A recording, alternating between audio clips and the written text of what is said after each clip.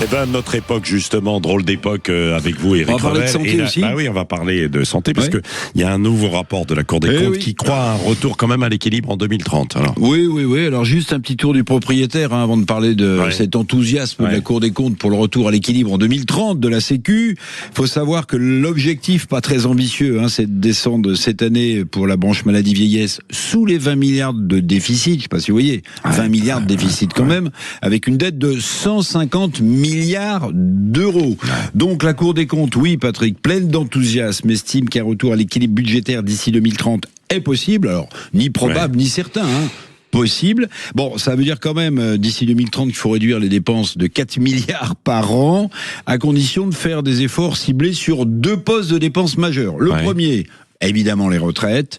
Elle recommande, la Cour des comptes, de prolonger les effets de la réforme de 2023, c'est-à-dire d'agir sur la durée d'activité pour ralentir la hausse des dépenses liées au vieillissement. Deuxième élément majeur pour la Cour, elle pointe les dépenses qui augmentent plus vite que la croissance économique.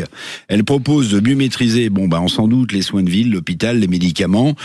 Sans détailler les mesures précises. Elle précise aussi qu'il faut mieux contrôler les prescriptions, les fameux arrêts maladie dont on a parlé, les transports sanitaires pour lesquels il y a souvent des excès, voire des entourloupes. Bruno Le Maire, on s'en souvient, le ministre des Finances avait mis ça sur la table. Oh là là, qu'est-ce qu'on n'avait pas dit là.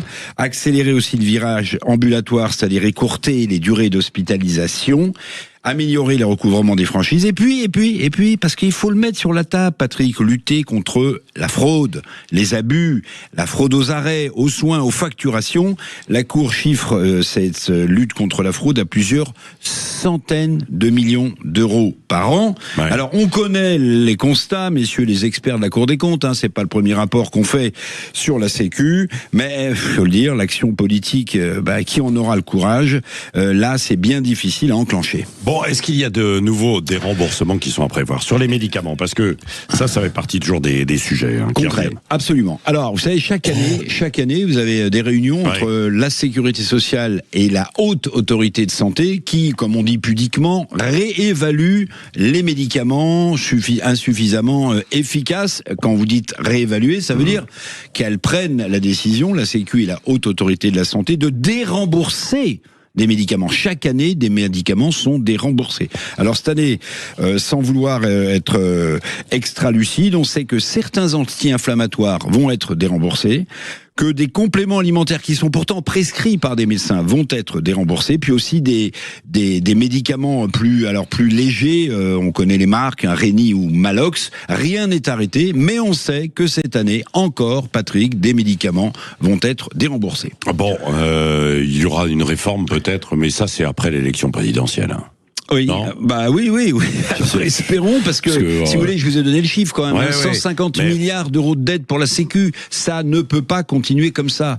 Donc des économies à faire un peu partout. Sans blague, on a envie de dire aux experts de la Cour des comptes, sans blague, notre modèle social est à bout de souffle. Alors, pour un retour à l'équilibre en 2030, je vais vous dire quand même, je suis assez dubitatif. À lire d'ailleurs le papier très intéressant de Nicolas Revel, qui est mon illustre homonyme, mais on n'a pas lien de famille, qui est le patron de la PHP, à lire dans Terra Nova, ce grand papier qui s'appelle « Quel avenir pour l'hôpital public ?» Et il parle justement du sujet que vous venez d'aborder, de la prévention. Si on est en amont des maladies, on économisera beaucoup pour la Sécu.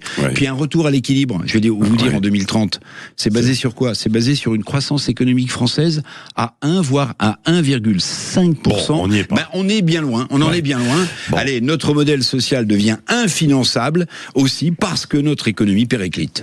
Et puis parce que, évidemment, vous l'avez dit, il y a des fraudes, comme depuis hier à Marseille, il y a un dentiste des quartiers nord qui est évidemment accusé de blanchiment escroquerie à la sécurité sociale, avec des patients, 2 600 000 euros. Par exemple, il